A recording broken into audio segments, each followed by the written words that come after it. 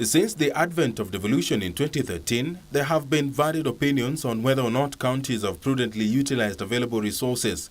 Governors have often stood accused of failing to account for billions of shillings disbursed by the national government, as well as revenues collected in the counties.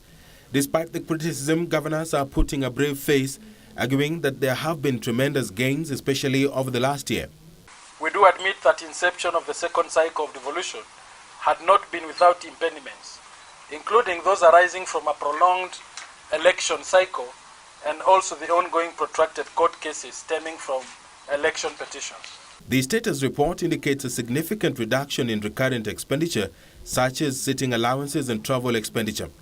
On aggregate, the counties reported a reduction in expenditure on members of county assembly sitting allowance by 67% from 1.2 billion in a similar period of financial year 2016-2017 to Kenya shillings 422.06 million. There has been concerns that as currently mapped out, counties have been unable to attract foreign investments and that there is need to restructure devolution to create a three-tier system of governance to make counties economically attractive. In regard to regional economic blocks, we have established 6 regional economic blocks whose operations will be enhanced to promote regional trade.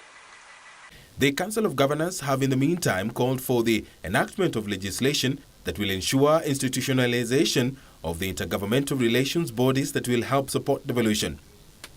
The governors have also reaffirmed their commitment to streamline their agendas to those of the President to help realize the Big Four agenda.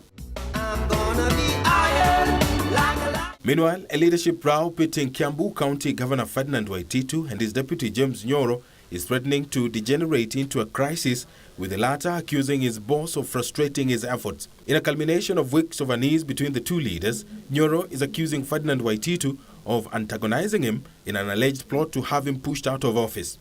And I know very well, I don't need to be reminded, that the Constitution says that the deputy governor is only an assistant, or whatever the term is, of the governor. I know that.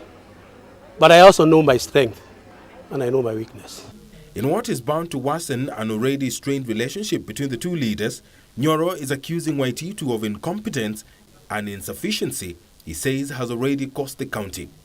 For Channel 1 News, I am Edward Kabasa.